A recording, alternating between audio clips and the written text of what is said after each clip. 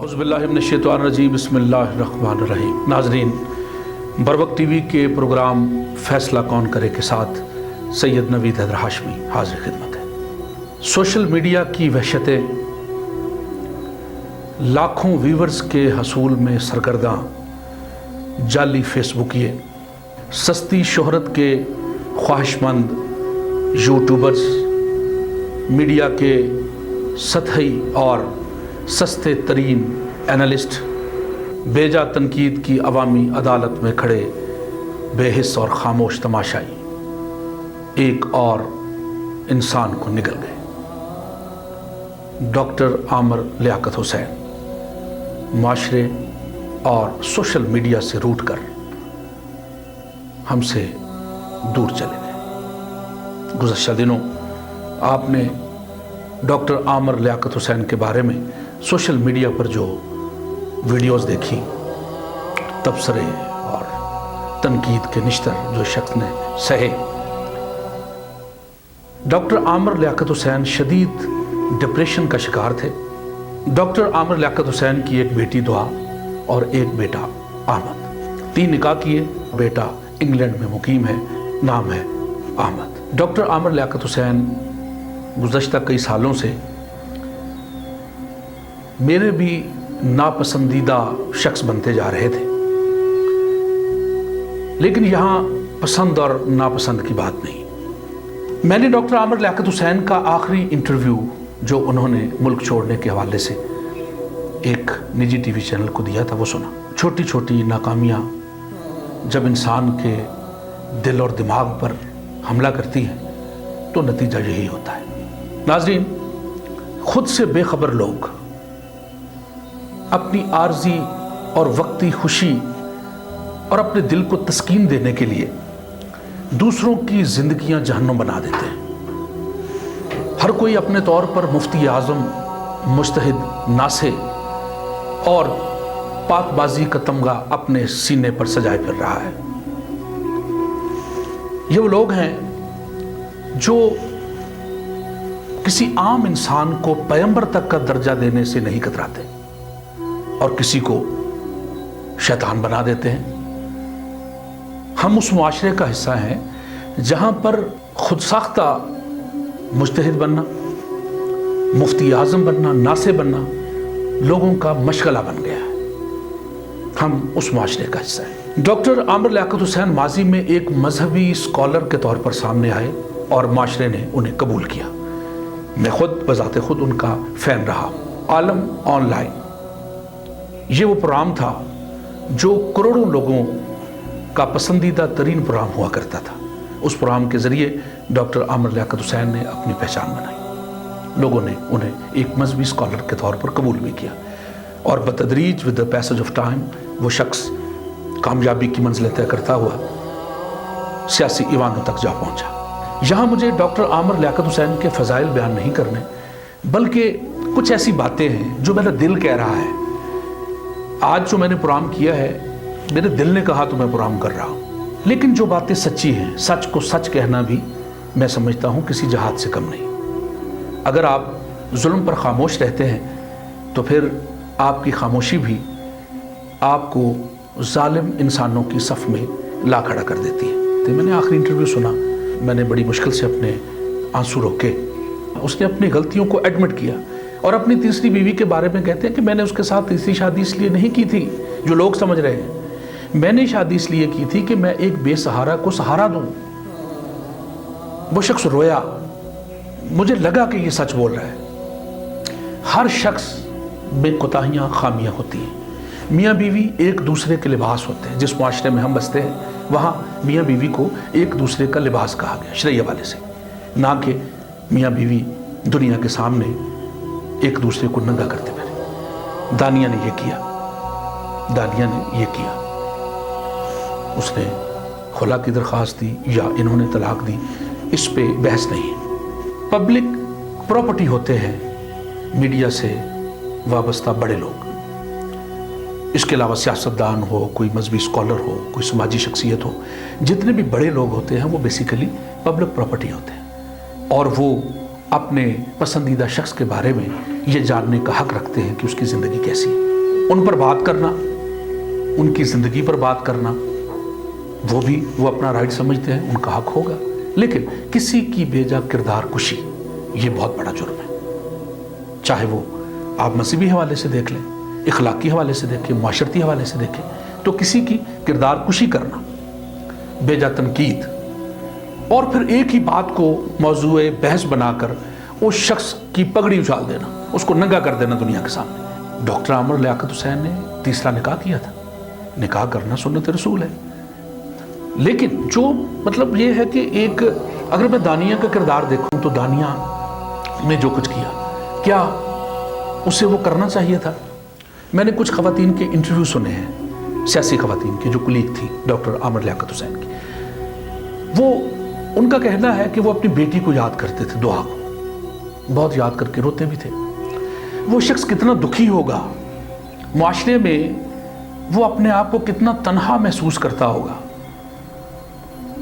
ان خواتین نے بتایا کہ تیسری جو بیوی تھی ڈاکٹر صاحب کی، اس کی وجہ سے شدید ڈپریشن کا شکار تھے ڈاکٹر عامر لیاقت حسین۔ بالآخر وہ ڈپریشن انہیں موت کے منہ میں لے گیا۔ ذمہ دار کون ہے؟ Dania, Bibi Bushra, Bibi Tooba, doctor Aamir Liaquat Hussain کے اپنے بچے، اس کی فیملی، یا عوام، یا پھر یہ شتر بے مہار سوشل میڈیا؟ دیکھیں، گھروں کے مسائل ہر شخص کے ہوتے ہیں، اس میں کوئی شک نہیں۔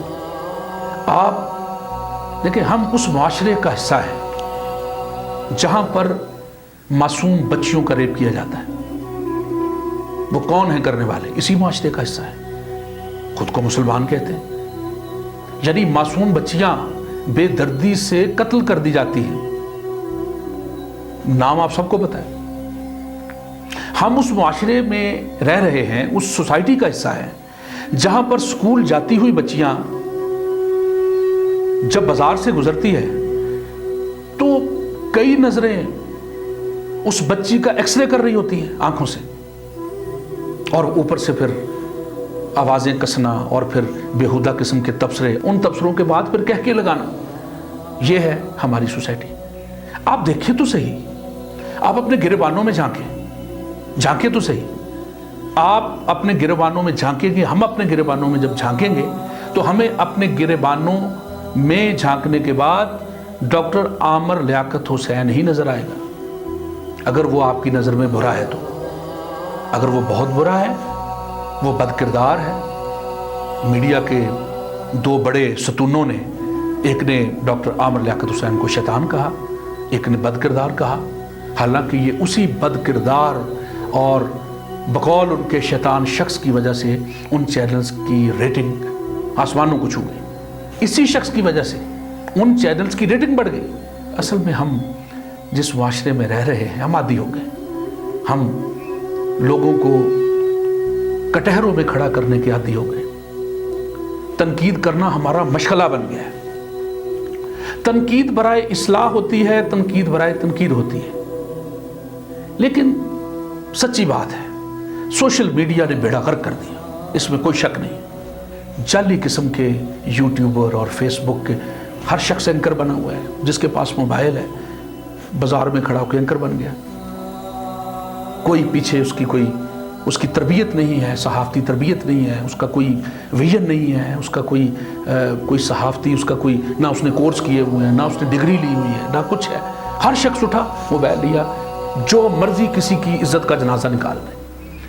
یہ ہے ہمارا معاشرہ۔ رمضان المبارک کی ٹرانسمیشن کی بنیاد رکھنے والا شخص ڈاکٹر عامر لیاقت حسین تھا۔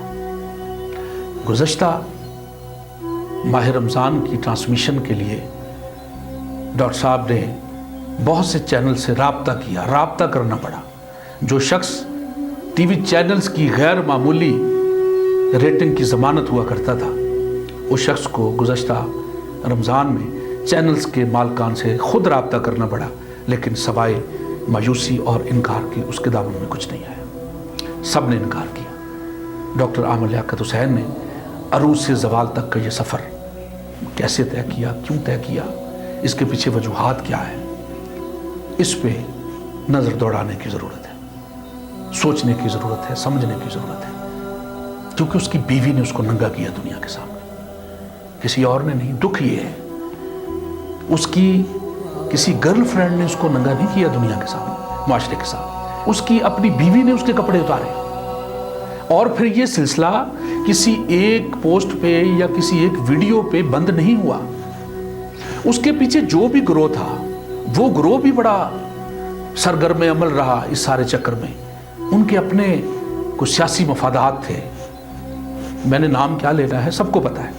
عالم آن لائن کے ذریعے یہ وہ پروگرام تھا جس کے ذریعے ڈاکٹر عامر لیاقت حسین نے اتحاد بین المسلمین کو فروغ دیا۔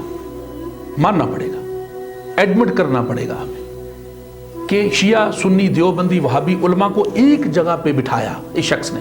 باقی سب چینل نے ڈاکٹر عامر لیاقت حسین کے اس ویژن کو فالو کیا، ماننا پڑے گا۔ ناموس رسالت پہ کبھی سمجھوتا نہیں کیا اس شخص نے۔ دیکھیں جو سچی بات ہے وہ سچی ہے، گناہ سرزد ہو جاتے ہیں، ہر کوئی گناہ گار ہے، اپنے ضمیر کو آئینہ بنائے اور آئینے کے سامنے کھڑا ہو جائے، جواب مل جائے گا کہ کون کیا ہے۔ بات صرف یہ ہے کہ جو شخص میڈیا کی زد میں ہے، جب کسی شخص کا میڈیا ٹرائل شروع ہوتا ہے اور ہو بھی اس شخص کا جو ناموس رسالت کا نگہبان بھی اپنے آپ کو کہتا ہو، اور وہ بڑا معزز معتبر سیاستدان بھی ہو، اینکر بھی ہو، لاکھوں اس کے فالورز ہوں، اس کے فینز ہوں، جب اس کا میڈیا ٹرائل شروع ہوتا ہے تو پھر بڑے سے بڑا شخص ہمت ہار جاتا ہے، مایوس ہو جاتا ہے۔ یہ سوشل میڈیا ایک ایسا لشکر ہے کہ جب وار کرتا ہے انسان کی شخصیت پہ، انسان کے کردار پہ، تو ہوتا کیا ہے کہ پھر بڑے بڑوں کو اس کے آگے گھٹنے ٹیکنے پڑ جاتے ہیں۔ محبوب تو اپنے محبوب کا پردہ رکھتا ہے، نہ کہ ایک دوسرے کو ننگا کر دے۔ میاں بیوی کے رشتے کی توہین ہے کہ ایک بیوی نے یہ کیا، ابھی فیصلہ تو نہیں ہوا خلا کا، ابھی تک وہ ڈاکٹر عامر لیاقت حسین کی بیوی ہے، عدالت میں کیس چل رہا ہے، ہو سکتا صلح بھی ہو، ڈاکٹر صاحب نے صلح کے لیے رابطہ بھی کیا، جیسا کہ دانیہ کی ساس نے بھی یہ ایڈمٹ کیا کہ چند دن پہلے ڈاکٹر صاحب کو فون آیا تھا اور انہوں نے کہا کہ میں صلح کرنا چاہتا ہوں۔ تو ایک بیوی اپنے شوہر کو دنیا کے سامنے اگر اس کے کپڑے اتار دے، اس کی پگڑی اچھال دیتی ہے، تو پھر کسی سے کیا گلا۔ میڈیا کے ذریعے کی جانے والی کردار کشی انسان کو رسوا کر دیتی، مضبوط سے مضبوط اعصاب کا مالک بھی ہتھیار ڈال دیتا ہے، گھٹنے ٹیک دیتا ہے، کس کس کا دروازہ کھٹکائے، کس کس کے دروازے پہ جا کے دستک دے اپنی بے گناہی کی۔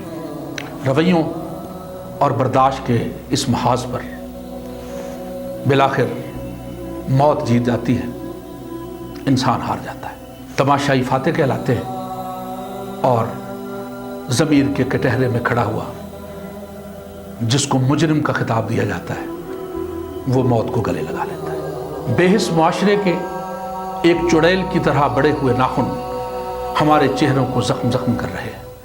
ہم زخمی چہروں کے ساتھ صرف دیکھ سکتے ہیں، سن سکتے ہیں، لیکن کچھ کر نہیں سکتے۔ ہمارے ہاتھ بندھے ہوئے ہیں، ہمارے گلے میں برداشت اور صبر کے طوق پڑے ہوئے ہیں جنہیں اتارنا ہمیں خود بھی گوارا نہیں۔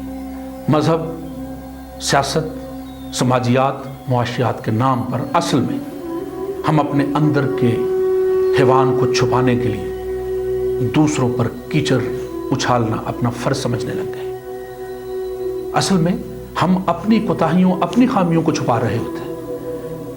اگر ہم ایک انسان کی طرف انگلی اٹھاتے ہیں تو 3 انگلیاں ہماری طرف آتی ہیں۔